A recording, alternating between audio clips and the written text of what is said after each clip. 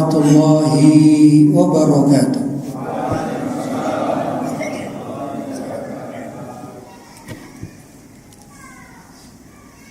Alhamdulillah,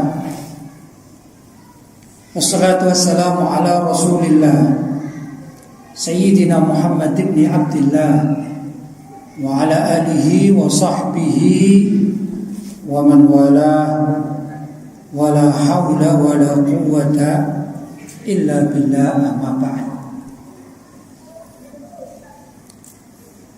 Hadratul mukarramin, ma'asyiral ulama al-fudala, ma'asyiral asatidzah al-kurama, bapak-bapak, ibu-ibu, hadirin dan hadirat yang dirahmati oleh Allah. Alhamdulillah, malam hari ini kita bisa bersilaturahim di Masjid Al-Ikhlas yang kita cintai. Mudah-mudahan silaturahim kita malam hari ini dicatat oleh Allah Subhanahu wa taala sebagai amal ibadah yang pahalanya dilipat gandakan. Allahumma amin. Bapak-bapak dan ibu-ibu, hadirin dan hadirat yang dirahmati oleh Allah, sebentar lagi kita akan kedatangan tamu istimewa, tamu yang sangat mulia di sisi Allah Subhanahu wa taala, tamu yang semestinya dibangga-banggakan oleh umat Islam seluruh dunia. Tamu itu adalah tahun baru Hijriah, tahun baru Islam 1441 Hijriah, yang tak lama lagi akan datang kepada kita. Tahun baru Hijriah adalah tahun baru umat Islam,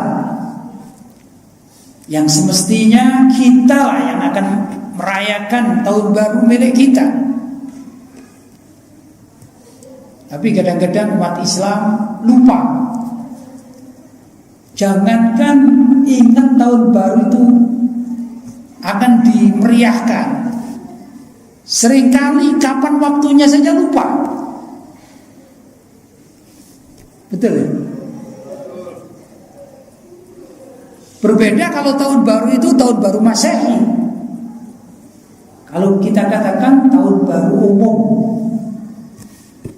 maka ini di mana-mana namanya orang baik muslim maupun kafir seakan-akan ingin memeriahkan tahun baru Masehi tersebut bersama-sama menunggu. Bahkan ada di antara kita yang sampai sudi menunggu bangun hingga tepat jam 00.00, jam 12 tepat malam ya, atau jam 24 malam. Itu pun sebagian dari kita umat Islam ikut memeriahkannya dengan metode yang dilakukan oleh orang-orang di luar Islam. Misalnya ada di antara kita atau adik-adik kita, saudara-saudara kita yang beli trompet tahun baru. Ya, ada yang menyalakan kembang api, ada yang yang penting bangun malam lah untuk bakar jagung barangkali, ya, dan lain sebagainya. Tujuannya untuk memeriahkan tahun baru yang bukan milik umat Islam. Tahun baru apa itu? Masehi. Ini terjadi di kalangan umat Islam. Kalau tahun baru Masehi dimeriahkan oleh orang-orang non-Muslim, itu bukan urusan kita, hak mereka. Cuman yang kita pertanyakan kadang-kadang kita ini kedatangan tahun baru Islam, kita tidak peduli, bahkan tidak tahu kapan waktunya, hari apa.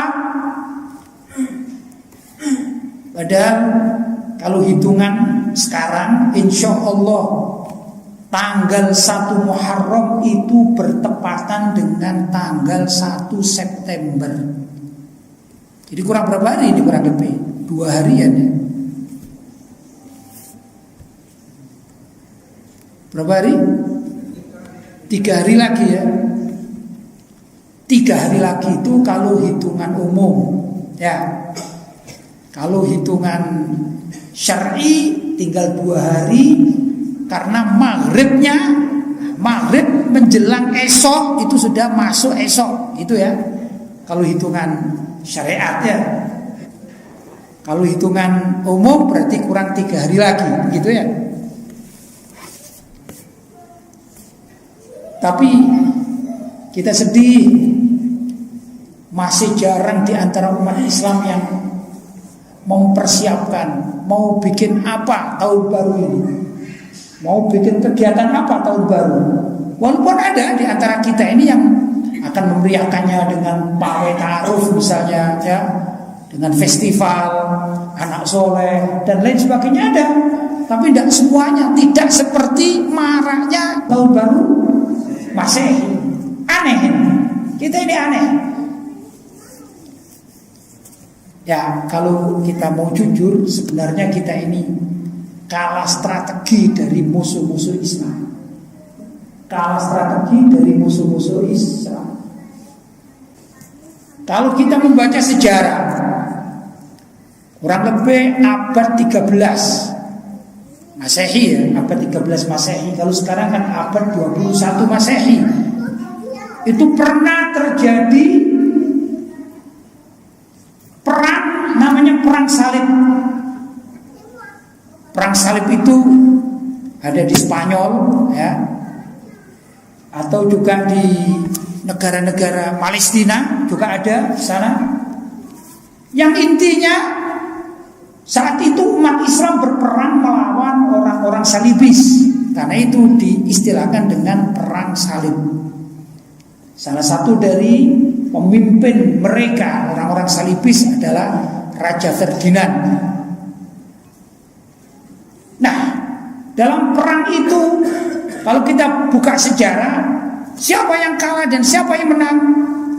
Dua-dua kelompok ini adalah mengalami kerugian ya, ada yang menang, ada yang kalah ya, dalam beberapa poin. Tapi ada satu hal yang sangat menyesakkan hati kita kalau membaca sejarah perang salib. Apa itu? Banyak kitab-kitab para ulama salaf yang diadopsi dan ditenggelamkan di laut. Gimana maksudnya? Karya ulama-ulama salaf kita, sebut saja seperti karya Ibnu Sina misalnya. Itu seorang ilmuwan, ahli kedokteran, sehingga beliau mengarang ilmu kedokteran menurut ajaran Islam seperti At-Tibbun Nabawi, pengobatan cara Nabi.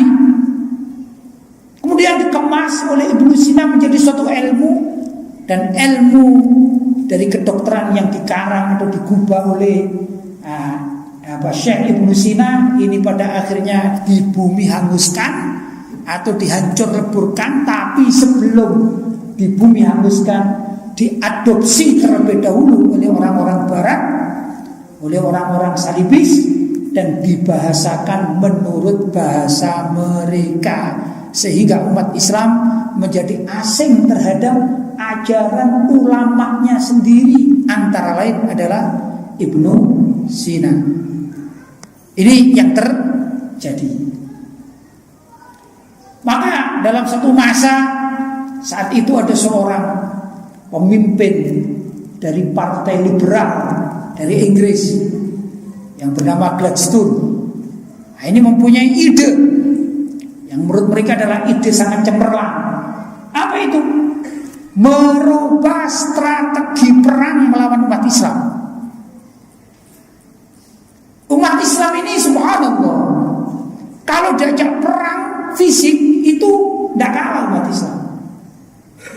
Dan Allah memberikan kekuatan yang sangat luar biasa bagi umat Islam. Coba kita bayangkan saja, kita pikirkan. Saat sekarang ini kan ada perang antara orang-orang Israel melawan umat Islam di Palestina. Saya tanya, berapa korban nyawa umat Islam di Palestina? Ribuan, betul?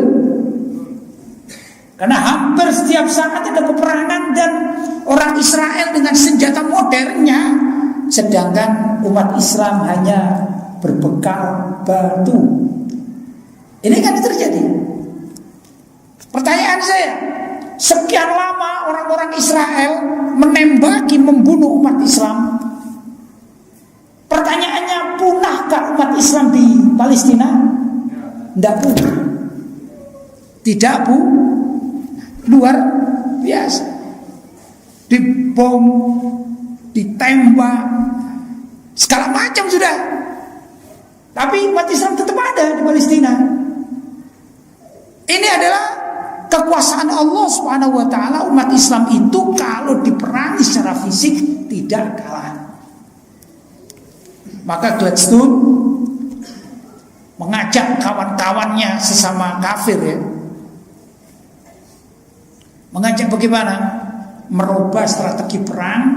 Kata Gladstone, ini umat Islam sebenarnya untuk menghancurkan itu tidak bisa dihancurkan dari luar, tapi bagaimana caranya umat Islam ini dihancurkan dari dalam, alias mencari tokoh-tokoh yang bisa berbaju muslim kemudian menghancurkan Islam dari dalam. Maka ini yang perlu diproteksi, diciptakan oleh orang-orang liberal Inggris yang mereka adalah sekelompok orang-orang orientalis. Apa itu orientalis? Orientalis adalah kelompok orang-orang barat yang mempelajari ketimuran, khususnya keislaman, bukan untuk diamalkan, tapi untuk dicari celah, dicari kekurangan. Bila mana oleh mereka dianggap ajaran Islam itu kurang dalam bab, satu bab, ya, bab ini, bab itu, maka akan diungkapkan agar apa? Agar umat Islam pada akhirnya ragu terhadap kebenaran ajaran syariat. Begitu. Ini pekerjaan orang-orang liberal Inggris yang bernama Gladstone dan kawan-kawannya, yang mereka adalah dari kelompok-kelompok kaum orientalis. Orang orientalis ini pandai-pandai. Kenyataannya begitu. Di Indonesia dulu ada namanya Snobhoglonya dan Van der Plas. Kalau kita baca sejarah Indonesia, ya, ada orang orientalis Indonesia. Artinya sudah masuk, orang Belanda yang masuk di Indonesia penjajah itu mempelajari Al-Quran dan hatam, bukan sekedar hatam tapi hafal Al-Quran. Kemudian dia juga mempelajari hadis-hadis Nabi. Lantas orang ini namanya Snobhoglonya ini pergi ke Saudi untuk belajar bahasa Arab, sehingga belajar bahasa Arabnya ini luar biasa. Pulang dari sana menyaingi ulama-ulama karena memang mempelajari, tapi bukan untuk diamalkan, mempelajari untuk dicari celah. Hingga akhirnya banyak orang-orang yang kepincut, banyak orang-orang yang tertipu dengan penampilan Van der Plas atau Snobhoglonya. Akhirnya umat Islam ini berbelot atau membelot dari memperjuangkan kemerdekaannya. Akhirnya ada orang pengkhianat bangsa, dan khususnya mereka yang dekat dengan orang-orang semacam Van der Plas atau Hoglonya, ya. Jadi menipu umat Islam, karena diajarkan sisi-sisi kesalahan umat Islam bukan menurut standar umat Islam, tapi menurut standar Barat. Ini problem, ya. Bapak-bapak, saudara-saudara yang dirahmati oleh Allah, ibu-ibu yang dimuliakan oleh Allah. Hari ini saya juga terkejut. Saya membaca ada berita, bahkan ini di media sosial juga ada, di berita nasional juga ada, yaitu seseorang yang ujian disertasi untuk S3-nya, tapi pikirannya ini sudah terpengaruh dengan pikiran barat, pikiran orang-orang orientalis, karena dia ini pengikut aliran liberalisme. Disertasinya judulnya ini, insya Allah bapak-bapak yang biasa main Google ya, nanti bisa dicari ya. Disertasinya ini kurang lebih judulnya seks di luar nikah tidak termasuk melanggar syariat. Seks di luar nikah, judulnya ini ya, seks di luar nikah tidak termasuk melanggar syariat. Ini ada. Dan kalau tidak salah hari ini atau kemarin ini baru diuji disertasi ya. Jadi salah satu kampus saya tidak menyebut, tapi ada, boleh dicek. Ya semacam inilah ajaran orang-orang orientalis barat untuk mempengaruhi umat Islam agar bisa menghancurkan Islam dari dalam. Selama ini kita umat Islam kan meyakini yang namanya seks di luar pernikahan itu yang melanggar syariat. Kan begitu. Ya, mau pacaran, mau perselingkuhan dan lain sebagainya, selagi di luar ketentuan pernikahan, maka hukumnya adalah haram karena dianggap melanggar syariat. Sekarang ada orang berpikir mengikuti tata cara berpikir orang-orang orientalis barat, mencari satu titik dalam ajaran Islam yang bisa dimasuki, maka merubah ajaran Islam atau minimal membuat image atau pemikiran di antara umat Islam, sehingga umat Islam itu ragu terhadap kebenaran agama ya yang mereka anut selama ini. Oh, dulu barangkali begitu maunya. Dulu kami meyakini bahwasanya hubungan intim ya atau seks lah di luar nikah itu haram. Tapi sekarang sudah ketemu dalilnya bahwa seks di luar nikah itu halal menurut peneliti ini. Ya kan? Na'udzubillahi min dzalik.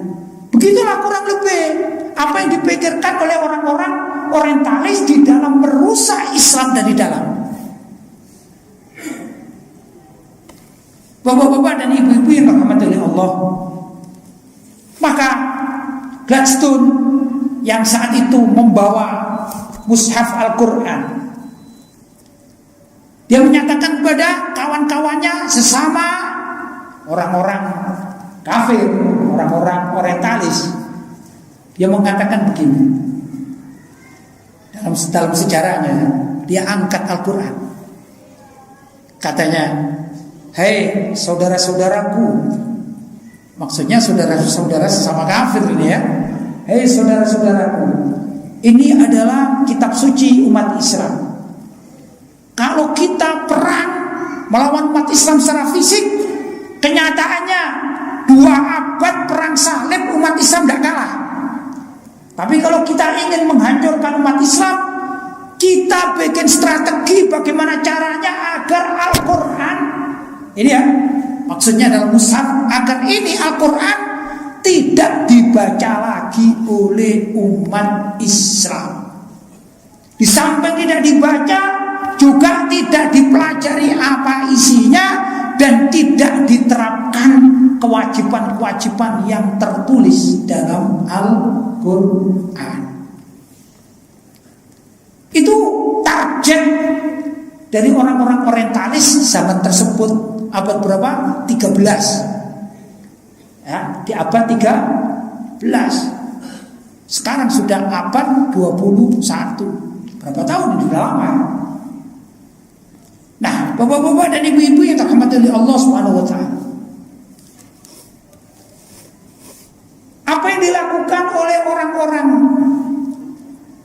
liberal tersebut atau orientalis, pada akhirnya dilanjutkanlah dakwah mereka untuk mengobok-ngobok umat Islam dari dalam lewat satu pemahaman yang namanya adalah liberalisme.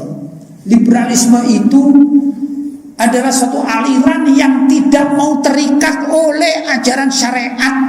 Kalau kita bicara liberalisme dalam agama, nah inilah sesungguhnya yang memulai kenapa umat Islam saat ini lebih condong berkiblat kepada kebiasaan-kebiasaan non-muslim barat pada khususnya, termasuk perayaan tahun baru, daripada harus kembali kepada rujukan-rujukan milik umat Islam sendiri.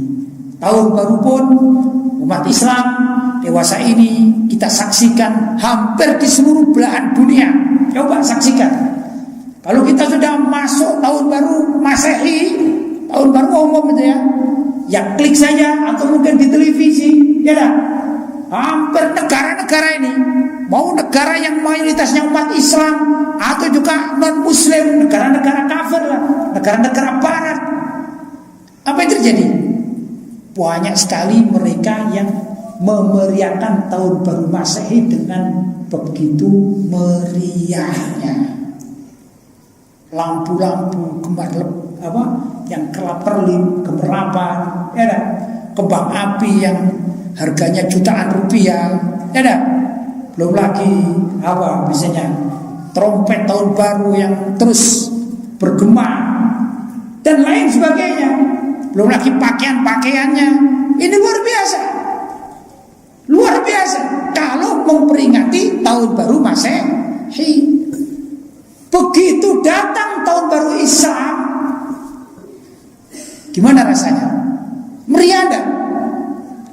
Enggak meriah. Karena dianggapnya tidak menarik. Dakwah kita kurang, kepedulian kita kurang terhadap simbol-simbol Islam. Sedih kita kadang-kadang. Padahal di sana kalau orang memeriahkan tahun baru Masehi, itu banyak kesyirikan-kesyirikan.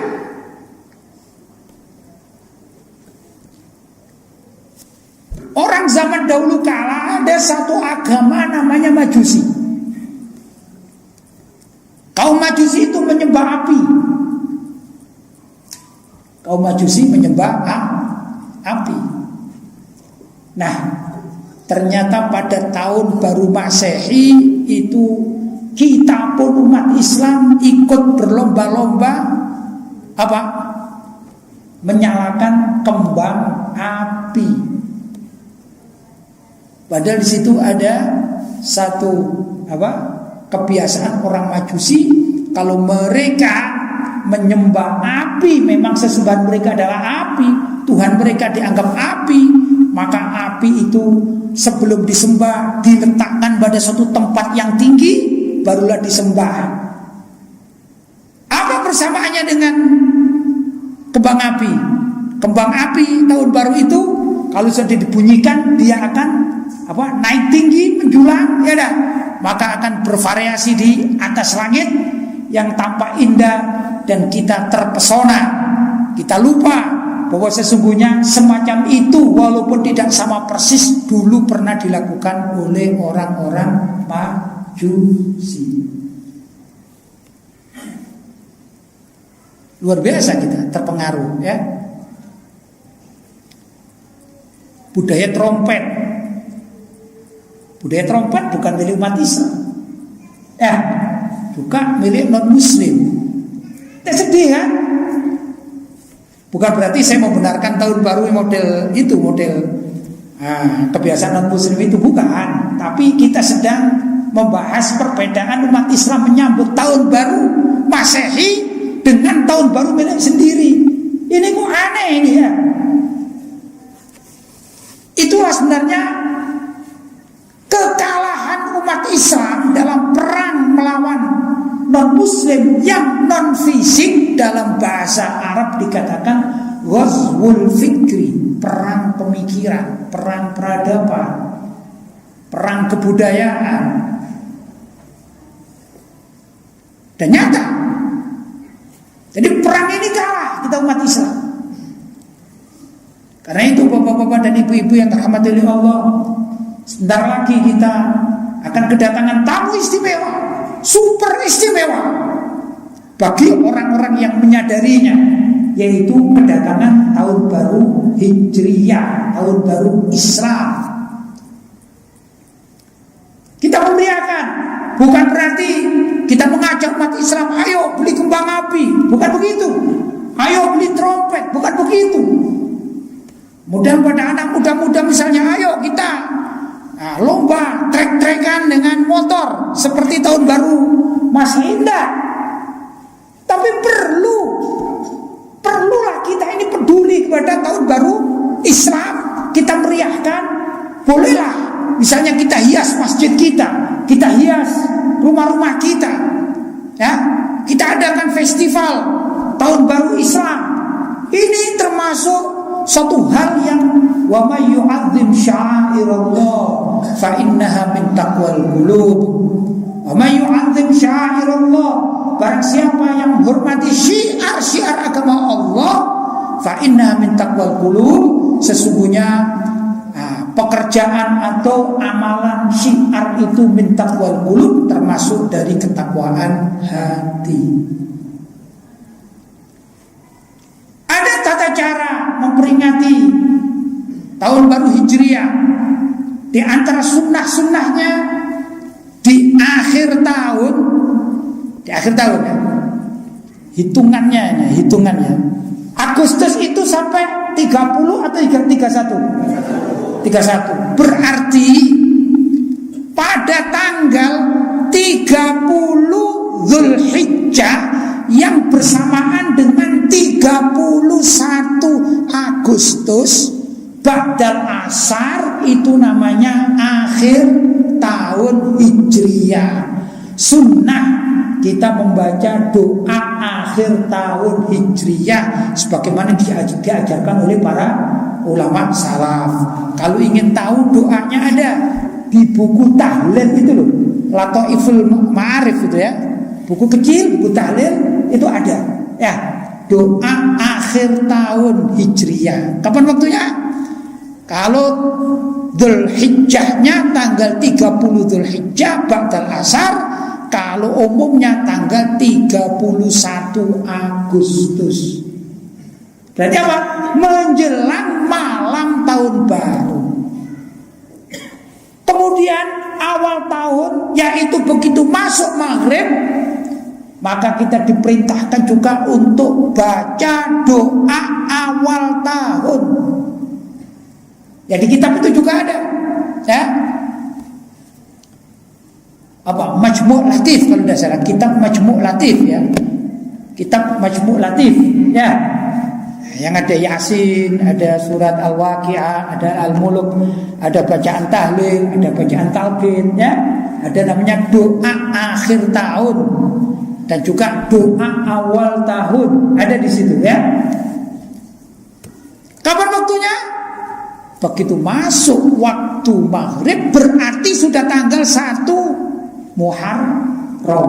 Walaupun tanggal umumnya masih tanggal 31 Agustus, karena tanggal umum itu berubahnya jam 24. Sedangkan umat Islam tidak demikian, perubahan hari yaitu pada awal maghrib namanya berubah hari. Sekarang atau tadi pagi hari apa? Tadi pagi hari Kamis. Nah, kita sekarang ini sudah hari Jumat, hitungan Arab, hitungan Islam. Sekarang kita sudah hari Jumat, walaupun kita mengatakan malam Jumat. Jelas ya? Itu hitungan Islam, ya dah. Baik.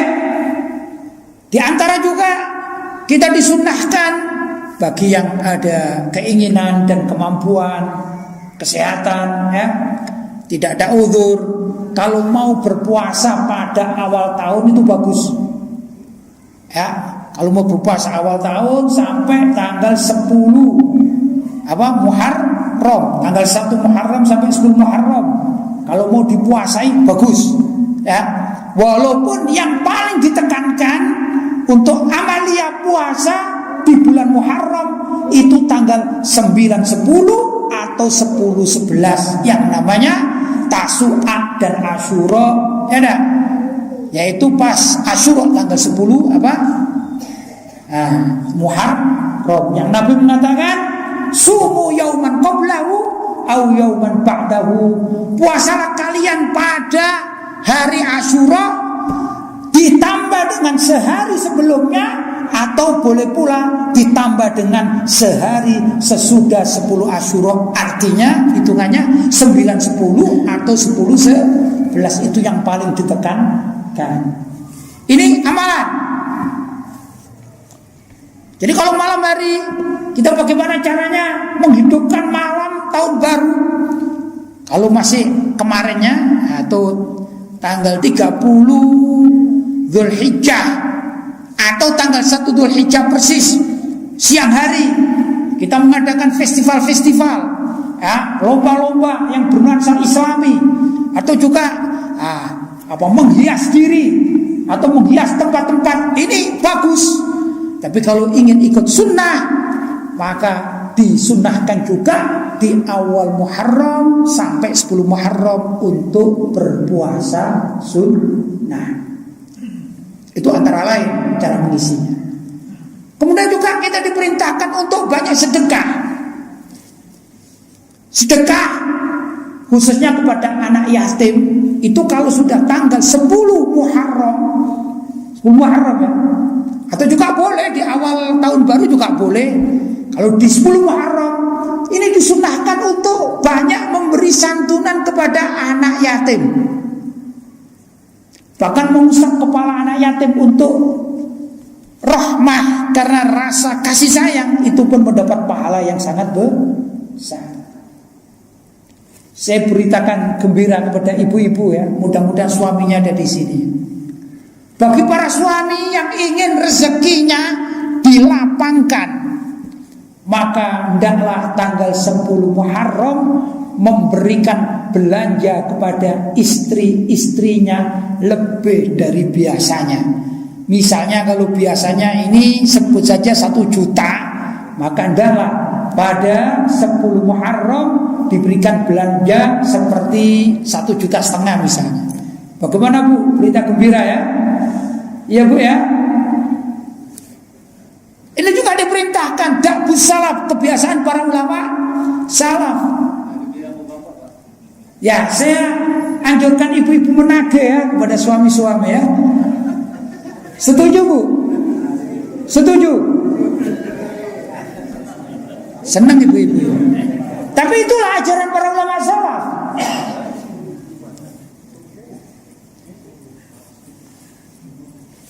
Satu September itu hari apa? 1 September Ahad. Ya, Bu, malam Ahad sudah minta ya sama suaminya, Pak, jangan lupa ya disiapkan ya tambahan belanja ya. Saya juga sering ditagih sama istri saya, katanya ajarannya begitu, mana dong gitu ya. Ya enggak apa-apa, ditambahilah gitu. Kenapa? Seorang suami yang memberikan belanja lebih kepada keluarganya pada tanggal 10 Muharram, insya Allah rezekinya tahun berikutnya ini akan diperluas oleh Allah Subhanahu wa ta'ala. Jadi kalau ibu-ibu semakin banyak mintanya, nanti rezekinya bapak-bapak semakin kaya ini ya. Antara lain juga dianjurkan untuk menghidupkan tahun baru itu dengan banyak baca doanya Nabi Yunus alaihissalam. Apa doanya?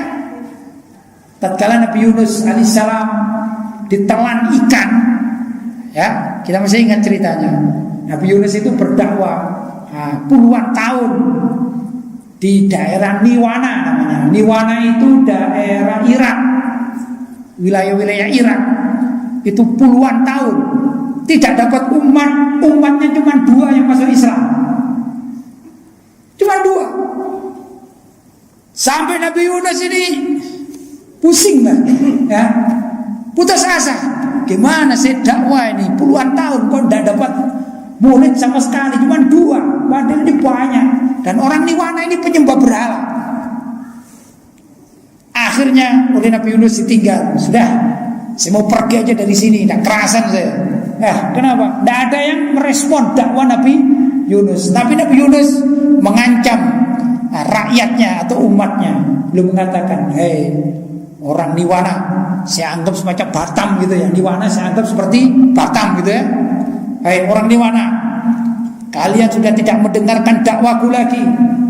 Masa sekian banyak aku berdakwah, kalian tidak menghiraukan. Maka aku mohon pada Allah, mudah-mudahan sebentar lagi Niwana terjadi gempa, terjadi puting beliung, terjadi ini dan ini, pokoknya musibah alam.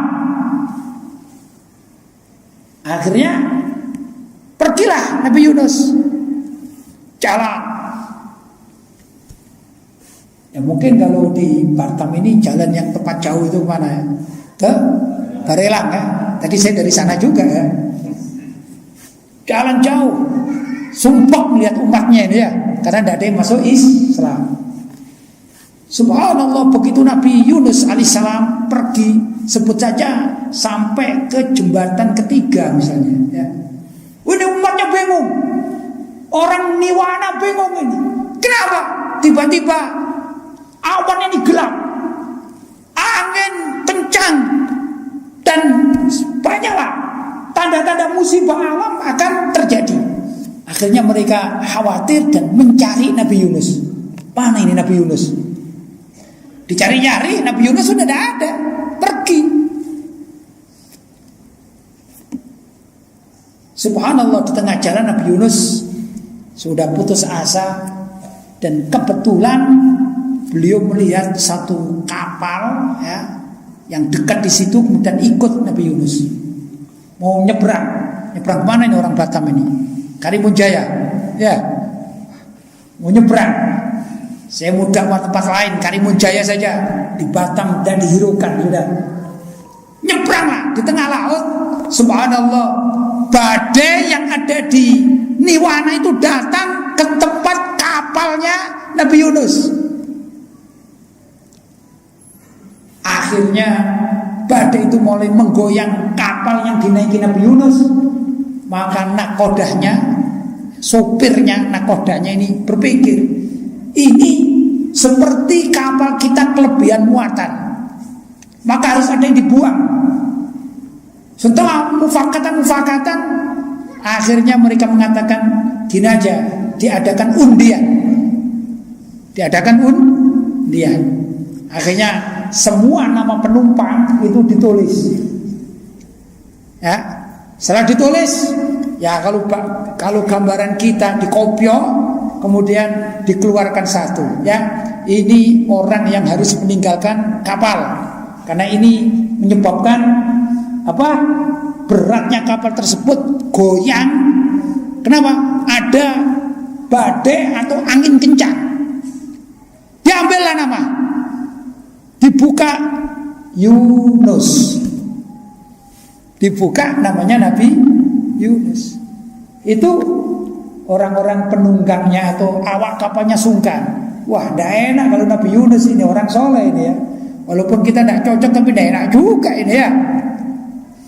Akhirnya, wah, diulang lagi ya, dikembalikan nama Nabi Yunus dalam kopioan tersebut, pilihan tersebut, kopiok lagi, diambil lagi, keluar lagi nama Yunus. Nasibnya ya, dikembalikan lagi sampai ketiga kalinya dibuka namanya tetap Yunus. Subhanallah, ternyata ini skenario Allah SWT ya. Maka Nabi Yunus tanpa diperintah, beliau menjeburkan diri, dan di saat itu Allah mengirim seekor ikan besar. Kalau menurut penelitian yang pernah saya baca, insya Allah ada itu di Google atau di YouTube itu, ikan yang dikirim Allah untuk memakan Nabi Yunus ini masih hidup. Menurut penelitian. Adapun kebenarannya wallahu taala a'lam. Kan ada sekarang ilmuwan itu kan mempelajari sekian, oh ini tahun ini lahirnya, hidupnya.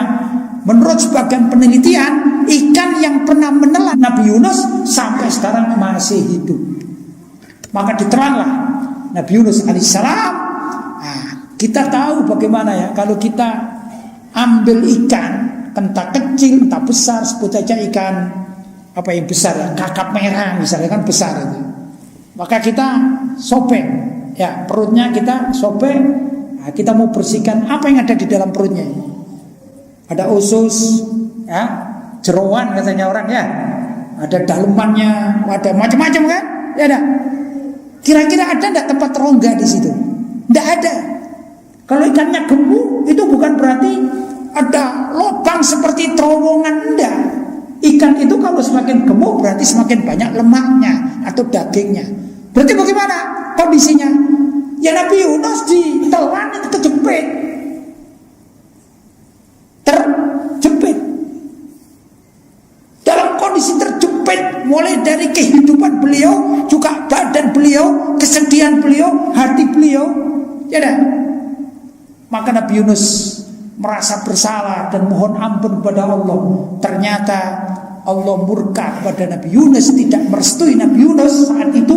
Maka Nabi Yunus berdoa mohon ampun kepada Allah dengan membaca La ilaha illa anta subhanaka inni kuntu minadh dhalimin. Pengakuan dari Nabi Yunus, La ilaha illa anta, tiada Tuhan selain Engkau, subhanaka, maha suci Engkau, inni kuntu, sesungguhnya aku ini minadh dhalimin, termasuk orang yang zalim. Karena itu ampunilah aku ya Allah. Kenapa Nabi Yunus mengaku sebagai orang zalim? Karena tidak sabaran berdakwah. Mungkin di sini ada dai-dai, aktivis-aktivis muslim, aktivis-aktivis masjid, ya. Kewajiban kita ini cuma berdakwah. Kalau di sini ada aktivis masjid, katakanlah keharusan kita, kewajiban kita, karena kita cinta kepada Allah, kita cinta pada rumah ibadah. Kewajiban kita hanya membangun masjid. Itu kewajiban kita yang katakan. Kita mewajibkan diri, aku akan ikut membangun masjid. Enak. Kemudian berdakwah, mengajak orang-orang sekitar masjid untuk masuk ke dalam masjid. Tapi tidak berkewajiban mengabsen. Gitu ya. Tidak berkewajiban mengabsen. Siapa hari ini yang datang, siapa yang besok. Tidak wajib begitu. Kita cuma mengajak. Kewajiban kita mengajak. Ya, berbeda kalau sekolah kan. Kalau sekolah ya lain itu ya. Atau ke kantor dia absen. Bekerja di absen enggak Pak? Dia absen. Kalau nggak di absen, apa yang terjadi? Dikurangi gajinya kan gitu ya. Ada seorang pegawai, entah di pegawai negeri atau pegawai swasta, dalam 1 bulan bolosnya 40 kali Pak. Digaji enggak kira-kira? Enggak digaji. Malah lebih ya, suruh bayar itu orangnya ya, pegawainya. Itu urusan pekerjaan. Tapi kalau hadir ke masjid ini ajakan itu dakwah. Kita memberikan seperti Masjid Al-Ikhlas ini luar biasa. Wah, keindahannya sudah dipenuhi, semua fasilitas ada. Diumumkan, saudara-saudara, ayo rajin ke masjid. Saya tidak tahu nih. Mulai dari ketua takmirnya, semuanya dan anggotanya tidak berhak memarahi orang yang sekitar masjid. Kok mereka tidak mau sholat di sini? Dimarahin, apalagi kalau dibawakan rotan, dipukuli. Udah begitu. Itu belum dapat hidayah namanya mereka. Orang yang dekat masjid kok tidak mau ke masjid, namanya belum dapat hidayah. Jangankan begitu, ada kok kadang-kadang tetangga masjid tidak masuk Islam, ada kan? Itu tidak dapat hidayah. Begitulah kurang lebih Nabi Yunus alaihissalam berdakwah puluhan tahun, yang masuk Islam cuma 2. Begitu ditinggal, malas dakwah di Niwana, malas. Kenapa? Saya aja nggak direken, ya dah, saya nggak dihiraukan, mau pergi aja, lain tempat. Ternyata Allah berkehendak lain, maka Nabi Yunus dipulangkan oleh Allah lewat apa? Ikan paus yang menelannya, dan Nabi Yunus merasa bersalah kepada Allah, bertobat dengan mengucapkan la ilaha illa anta subhanaka inni kuntu minadh dhalimin. Begitu hari ke-40, itu riwayatnya 40 hari Nabi Yunus ditelan ikan. Hari ke-40 maka doanya Nabi Yunus diterima oleh Allah dengan cara apa? Ikan itu diperintahkan untuk memuntahkan yang ada dalam perutnya, sehingga Nabi Yunus terdampar kembali lagi ke daerah Niwana. Kembali ternyata. Tapi subhanallah, ya ada fadilahnya juga ya.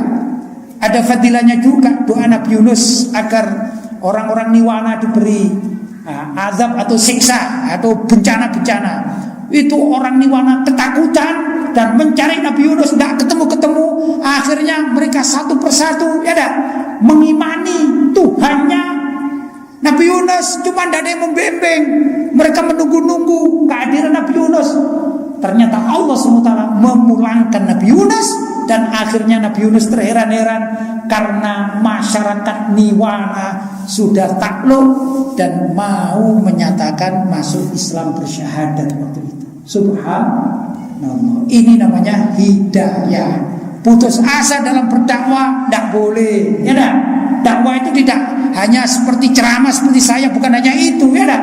Dakwah macam-macam. Kalau di masjid ya caranya bagaimana memakmurkan masjid, mengajak orang masuk masjid boleh, tapi tidak memaksa, kan begitu, ya dah. Memaksa dengan kekerasan tidak begitu. Ya, tetap mengajak. Kalau tidak dirukan tetap sabar, karena yang dinilai bukan hasilnya berapa orang yang ikut jamaah, bukan itu, tapi istiqomah kita mengajak orang untuk berjamaah, merayu mereka, memberikan motivasi mereka. Itu yang dinilai oleh Allah Subhanahu wa ta'ala. Ya dah, rajinnya kita mengajak berdakwah, itulah yang dinilai di hadapan Allah Subhanahu wa ta'ala. Ya, adapun metode berdakwah macam-macam. Saya pernah dengar ini unik juga ini, di ada kejadian, ada beberapa daerah yang pernah saya lihat. Itu di masjid, kalau mau mengadakan pengajian atau sholat taraweh, itu ada door prize-nya. Yang mau hadir di masjid tersebut, maka pulangnya diberi uang, sebut aja 100.000. Akhirnya apa yang terjadi? Masjidnya ramai, masjidnya penuh. Bagaimana hukumnya?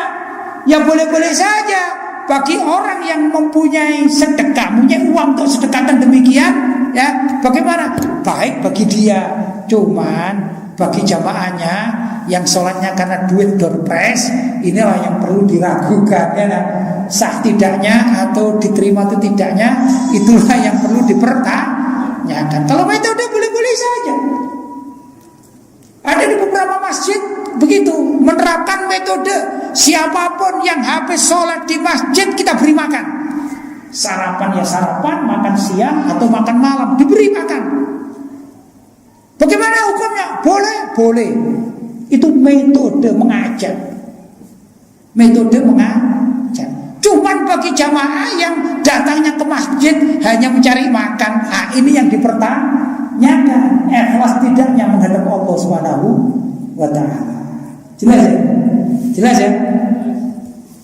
Bapak-bapak dan ibu-ibu yang terhormat oleh Allah Subhanahu wa ta'ala, termasuk juga amalan-amalan yang baik dilaksanakan pada bulan Muharram tadi, berpuasa Asyura ditambah satu hari sebelumnya, yaitu ke-9-nya 9-10 dan juga atau 10-11. Kalau kita mampu itu sangat baik. Suatu saat Nabi Muhammad SAW ditanya, ya Rasulullah, apa pendapatmu? Apa fadilahnya? Mungkin lebih mudah, apa fadilahnya puasa Arafah? Puasa pada hari Arafah. Ini sudah lewat kita ya. Maka dijawab, sesungguhnya puasa pada hari Arafah itu menghapuskan dosa setahun yang dulu, ya, yang dulu atau setahun kemarin itu dilakukan sampai hari Arafah, kalau ada kesalahan-kesalahan itu diampuni oleh Allah Subhanahu wa taala. Kemudian Rasulullah ditanya, terus bagaimana ya Rasulullah tentang puasa hari Asyura? Maka Nabi juga mengatakan itu juga akan menghapuskan dosa-dosa 1 tahun yang lampau yang dikerjakan oleh orang yang mengamalkan puasa Asyura. Namanya kafarah, itu sebagai kafarah ya. Kafarah itu penghapus. Jadi kalau kita tahun kemarin puasa Asyura, kemudian berjalanlah sehari, 2 hari, 3 hari sampai setahun, banyak tak kira-kira maksiat-maksiat kita lakukan? Banyak sekali, apalagi zaman sekarang ya. Maksiat aja kalau zaman dulu cari maksiat agak susah, sekarang di handphone kita ini banyak maksiatnya, betul? Ya, mulai pertengkaran ada di sini, betul? Ya, melihat naudzubillah film-film yang diharamkan atau orang-orang telanjang lah kasarannya ya, bahkan dan segala macam ini ada di HP kita. Ya, ini sekarang maksiat masuk di dalam saku ini. Luar biasa. Maka kita kepingin dosa-dosa kita itu diampuni oleh Allah Subhanahu wa taala. Caranya apa? Tahun kemarin kita sudah melaksanakan puasa Asyura, hendaklah tahun ini juga melaksanakan puasa Asyura. Tapi kalau misalnya saya belum pernah itu mengamalkan Asyura, tahun ini mengamalkan Asyura, puasa hari Asyura ya. Asyura itu hitungannya tadi ya 9, 10 atau 10, 11. Untuk apa? Tahun depan insya Allah dengan kita mengamalkan Asyura lagi puasanya, insya Allah semua dosa-dosa kita akan diampuni oleh Allah Subhanahu wa taala. Termasuk juga amalan-amalan di bulan Muharram yang dianjurkan oleh para ulama adalah ziarah. Kalau orang tuanya sudah meninggal dunia, kakek neneknya, maka hendaklah diziarahi ya. Atau ziarah kubur, ini juga disunahkan oleh para ulama Ahlussunnah wal Jamaah.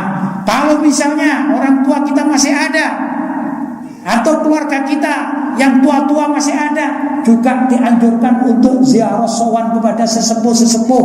Bahkan juga para ulama menganjurkan di bulan Muharram itu kalau ada kesempatan sowanlah kepada para ulama dan meminta doa kepada mereka agar didoakan kepada Allah, itu juga dianjurkan ya di bulan Muharram.